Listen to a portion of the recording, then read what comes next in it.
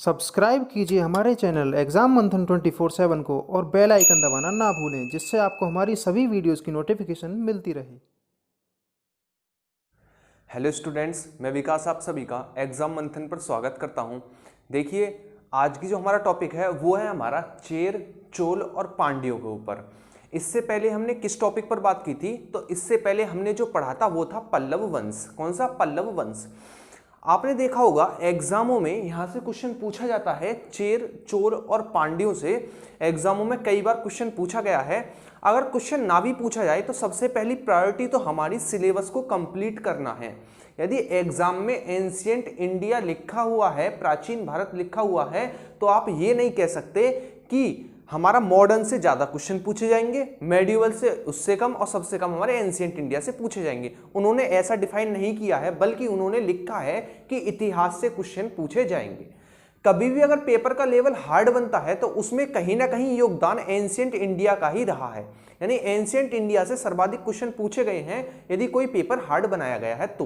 ठीक, हमें हार्ड या इजी से मतलब नहीं है। सबसे पहला काम तो हमारा सिलेबस को कंप्लीट करना है कंसेप्ट के साथ। उसके बाद हम सोचेंगे कि आखिरकार एग्जामों में किस प्रकार क्वेश्चन पूछे गए हैं। सबसे पहला तो हमारा काम यही रहेगा कि किस प्रकार हम अपने कंसेप्ट डेवलप करें और कैसे हम अपना सिलेबस खत्म करें।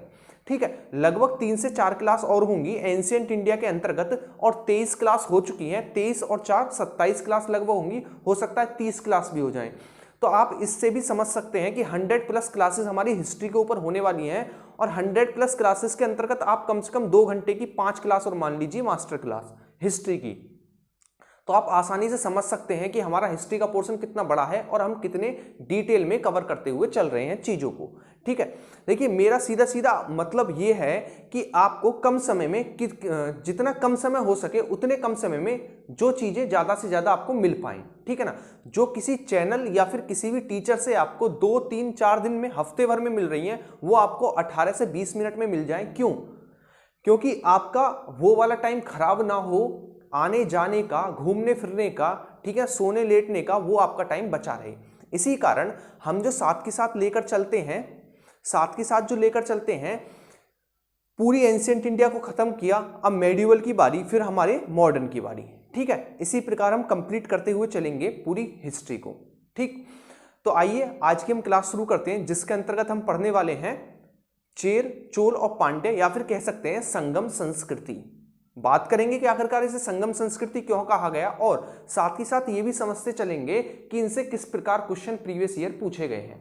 ठीक है, संडे के दिन आप याद रखिएगा, संडे के दिन जो मैंने अभी तक 500+ क्वेश्चन कवर कराए हैं एमसीक्यू के थ्रू, आप उसे संडे के दिन 1 लीनियर क्वेश्चन में सभी कराए जाएंगे। तो आप लाइव आना ना भूलना, चाहे 2 घंटे की हो, 3 घंटे की हो क्लास, तो आपका रिवीजन हो जाएगा। ठीक है, क्लास के तुरंत बाद आप क्विज दिया करें, किस पर? टेलीग्राम चैनल पर, टेलीग्राम ग्रुप पर, जिससे कि आपका क्लास के तुरंत बाद प्रैक्टिस होती रहे। ठीक है, linear question, multiple choice question भी हमें इस तरीके से कवर करनी है ताकि भूले ना। कंसेप्ट के साथ साथ हमें लीनियर क्वेश्चन को भी कवर करना पड़ेगा। ठीक है, तो आइए आज का हम लेक्चर शुरू करते हैं, जिसका नाम है जिसका नाम है आज संगम संस्कृति। ठीक है, तो आइए शुरू करते हैं।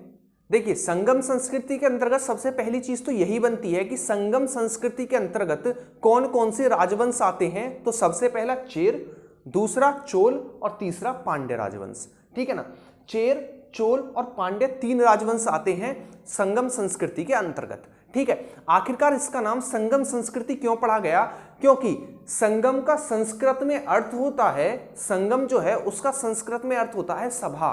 क्या अर्थ होता है? सभा। यानी जो हमें इन तीनों राजवंशों के इतिहास के बारे में पता चलता है वो सभाओं, समितियों के द्वारा पता चलता है। यानी तमिल संस्कृति में कुछ सभाओं का आयोजन किया जाता था और उन सभाओं को संस्कृत भाषा में कहा जाता था संगम।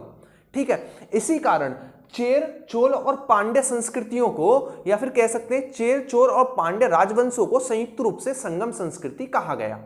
संगम संस्कृति कहा गया क्योंकि इनकी जानकारी सभाओं से मिलती है, जिसमें ऋषियों ने सभाओं में भाग लिया। ठीक है, उससे इनकी जानकारी मिलती है, इसी कारण इन्हें कहा गया संगम संस्कृति। ठीक है ना, और संगम का अर्थ होता है सभाएं।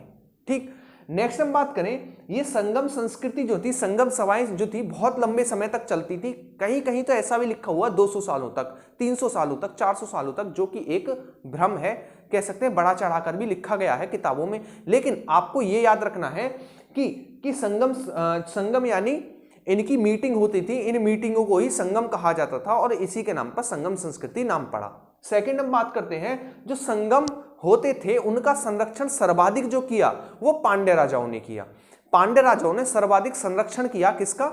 जो ये समितियां होती थी जो संगम होते थे। ठीक है, नेक्स्ट हम बात करें, सबसे पहले हम बात करते हैं प्रथम संगम जो हुआ, प्रथम सभा जो हुई उसके बारे में बात करते हैं। देखिए, प्रथम सभा जो हुई वो मदुरई में हुई। कहां पर? मदुरई में प्रथम सभा हुई। ठीक, चूंकि मैंने आपको बताया कि सर्वाधिक जो संरक्षण दिया वो किसने दिया? पांड्यों ने दिया। और मदुरई हमारा कहां पर पड़ता है? तमिलनाडु वाले क्षेत्र में, ठीक है ना, कोरोमंडल वाले क्षेत्र में, और यहीं पर पांड्यों का शासन था। यही कारण था कि प्रथम सभा यानी प्रथम संगम और तृतीय संगम हमारा कहां पर हुआ? पांड्यों के पास हुआ, पांड्यों के क्षेत्र में हुआ। ठीक है, नेक्स्ट हम बात करते हैं प्रथम सभा पर। तो प्रथम सभा हमारी कहां पर हुई? स्थान था मदुरई, तमिलनाडु।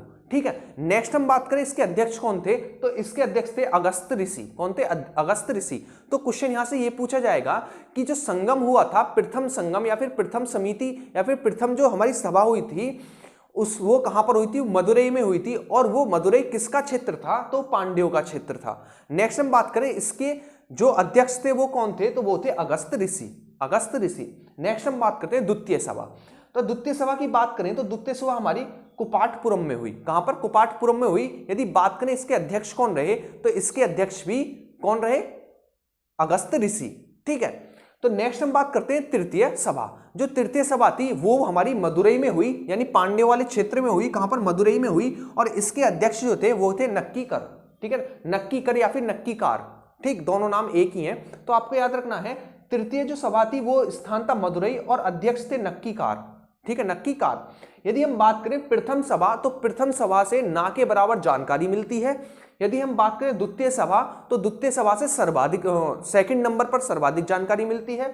यदि बात करें तृतीय सभा, तो तृतीय सभा से सर्वाधिक जानकारी मिलती है संगम वंश की।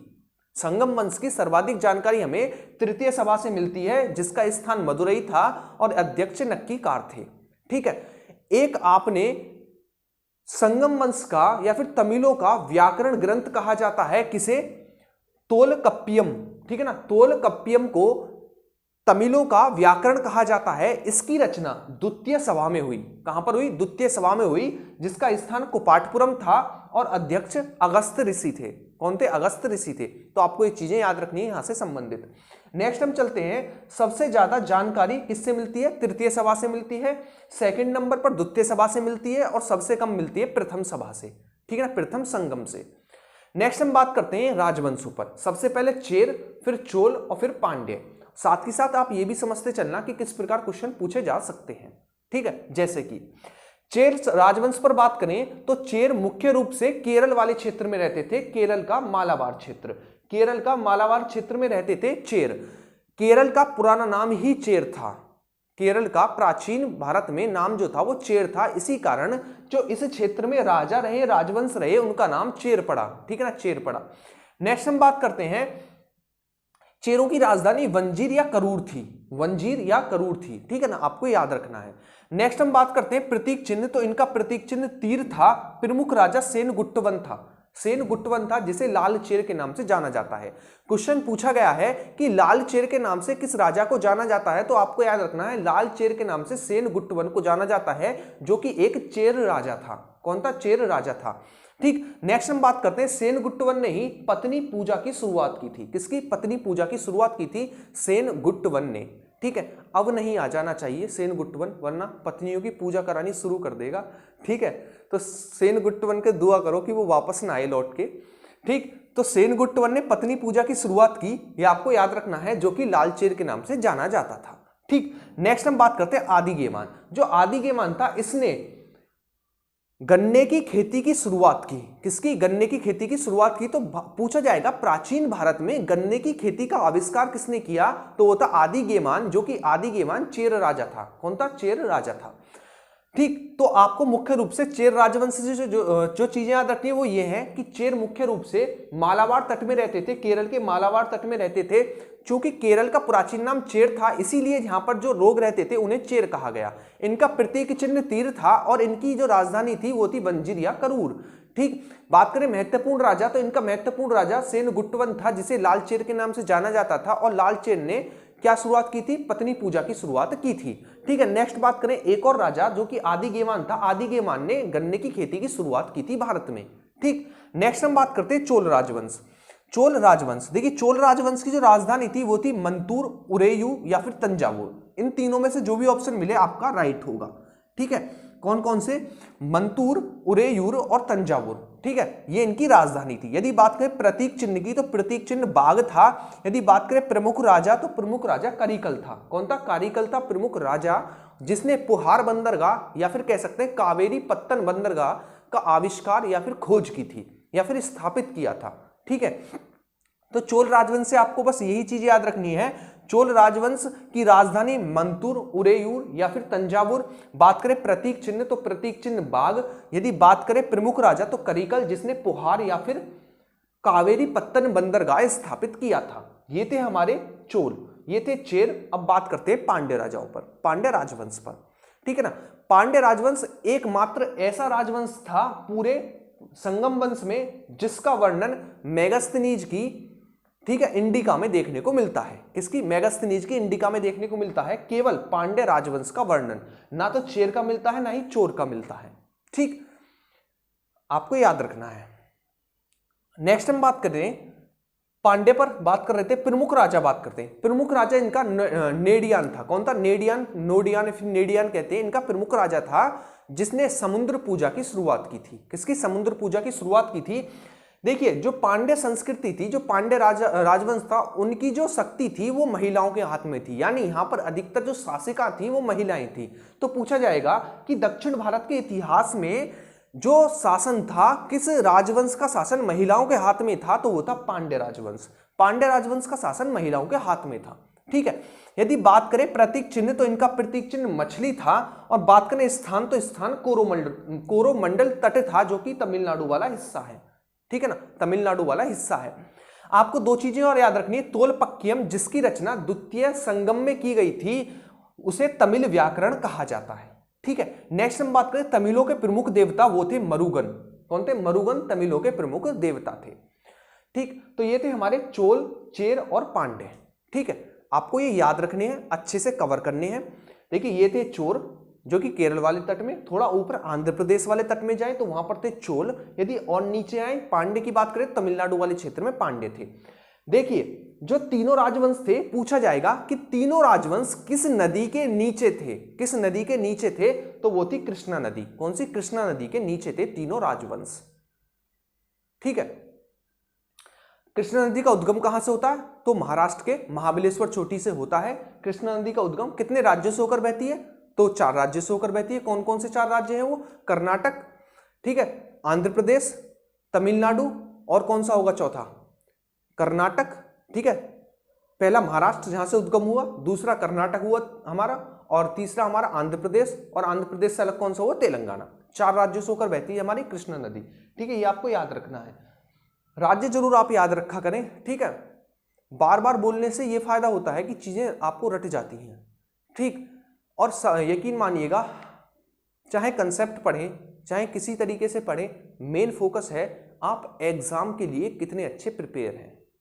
ठीक है, नेट पे प्रैक्टिस करना 3-3 घंटे, 4-4, 10-10 घंटे लोग प्रैक्टिस करते हैं नेट पर। कितने? 10-10 घंटे तक प्रैक्टिस करते हैं दिन में अच्छे खिलाड़ी।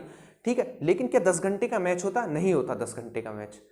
प्रैक्टिस मेन होती है, वो प्रैक्टिस ही हमें 1 घंटे के लिए प्रिपेयर करती है। 10 घंटे की प्रैक्टिस, याद रखना। तो प्रैक्टिस पर अपना फोकस लगातार रखें, प्रैक्टिस को ना रोकें अपनी।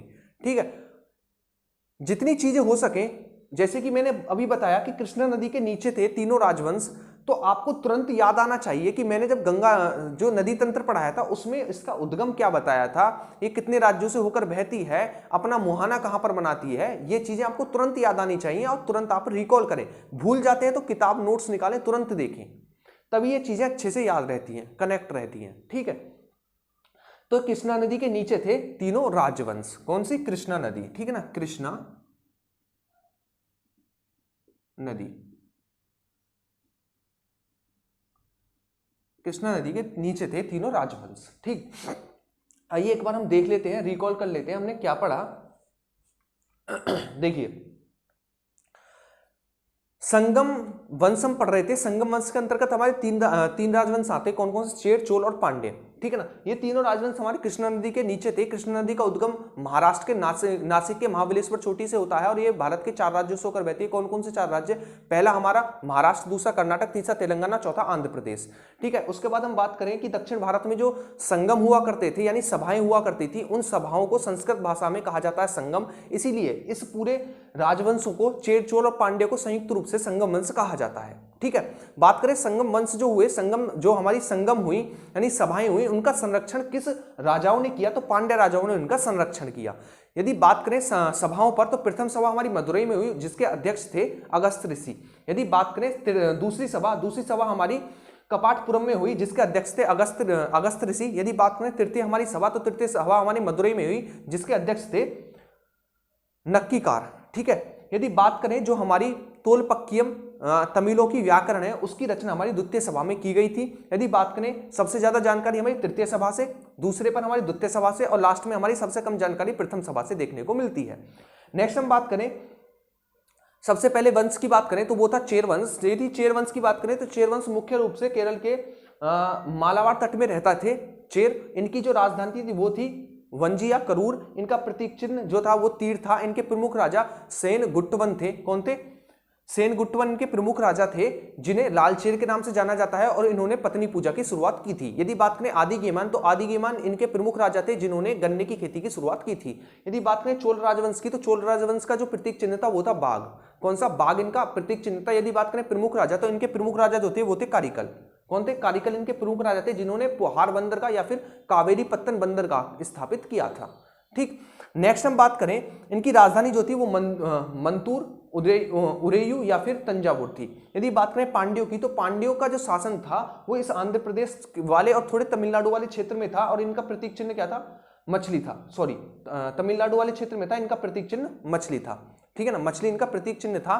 और इनकी बात करें प्रमुख राजा, तो इनका प्रमुख राजा नेडियोन था जिसने समुद्र पूजा की शुरुआत की थी। एकमात्र राजवंश था पांड्य राजवंश जिनकी जानकारी मेगास्थनीज की इंडिका से देखने को मिलती है, ठीक है।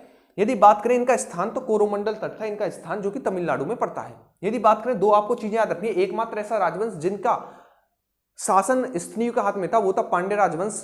दो चीजें आपको अलग से याद रखनी है, वो है तोलपक्कियम जिसे तमिलों का व्याकरण कहा जाता है, जिसकी रचना द्वितीय संगम में हुई थी। यदि बात करें तमिलों के जो भगवान है वो किन्हें माना जाता है, तो मेरुगन को तमिलों का भगवान माना जाता है, ठीक है। आपको उनके प्रतीक चिन्ह जरूर याद रखना है। देखिए प्रतीक चिन्ह ऐसे याद रख सकते हैं आप। मान लीजिए सबसे पहले चेर, ठीक है, चेरों ने तीर छोड़ा, तो आपके पास दो ऑप्शन है, बाघ और मछली। आपको किससे खतरा है? आपको किससे खतरा है? आपको किससे खतरा है? बाघ से। तो पहला तीर जाएगा बाघ पे और दूसरा तीर जाएगा हमारा मछली पे। यानी चेरों का, चेर जो थे उनका तीर था, बाघ जो था वो था किसका? चोलों का, और मछली जो था वो था पांड्यों का प्रतीक चिन्ह, ठीक है। आप इसे अच्छे से याद रख सकते हैं, ठीक है। तो ये थी हमारी आज की क्लास। तो आपको बताना कि क्लास कैसी लगी। टाइम मैं इसलिए बर्बाद नहीं करता हूं ज्यादा कि आपको कम समय में ज्यादा कंटेंट मिल सके। दोबारा रिवीजन इसलिए कराता हूं ताकि आपको यहीं पर अच्छे से याद हो सके सारी चीजें, ठीक है। तो आपको अच्छे से क्या करना, वीडियो को बहुत इम्तिनान से सुनना है, एंड तक 2 बार सुन लेना, ठीक है। आपके कंसेप्ट डेवलप हो जाएंगे। दूसरी बात, मैं नोट्स डाल दूंगा, तो आप नोट्सों से आराम से अपना रिवीजन करते रहें और केवल वीडियो को आसानी से सुनते रहें, कंसेप्ट डेवलप करते रहें, ठीक है। यकीन मानिएगा, जो बहुत बड़े बड़े दुकानें हैं वो भी इतना कंटेंट नहीं दे पाते इतनी कम समय में। दूसरी चीज, कंटेंट देते हैं, इंटेलिजेंट हैं, सब कुछ हैं, लेकिन टाइम इतना खा जाते हैं। आप एग्जाम के टाइम से पहले की तो दूर की बात है, एग्जाम टाइम तक भी सिलेबस खत्म नहीं होगा उनका, लगातार चलता रहेगा। बीरबल की खिचड़ी है, चलती रहेगी, ठीक है। लेकिन मेरा ये नहीं है, अगर मैंने कोई सब्जेक्ट पकड़ा है तो उसे खत्म करेंगे बिल्कुल जड़ सहित। जैसे कि एंशिएंट इंडिया खत्म किया हमने, अब एंशिएंट इंडिया को थोड़ा ब्रेक देकर हम हिंदी शुरू करेंगे, ठीक है। हिंदी को थोड़ा सा खत्म करके लगभग 80% तुरंत बाद हम मेडिवल इंडिया शुरू करेंगे, ठीक है ना। साइंस भी शुरू करेंगे, तो हौले हौले शुरू करते रहेंगे और ख़त्म करते रहेंगे। आपको इस चैनल पर नोट्स की दिक्कत बिल्कुल भी नहीं पड़ेगी, क्योंकि मेरे पास कंप्लीट नोट्स हैं तो मैं डालता रहूँगा। ठीक है, आपका काम है केवल और केवल वीडियो को देखते रहना। तो वीडियो अच्छी लगी तो उसे लाइक करना, शेयर करना, अपने व्हाट्सएप ग्रुप, टेलीग्राम ग्रुप, जो भी ग्रुप हो उन पर शेयर करते रहना वीडियो को। ठीक है, तो मिलेंगे नेक्स्ट वीडियो में, तब तक आप अपना अच्छे से रिवीजन कीजिए। Thank you.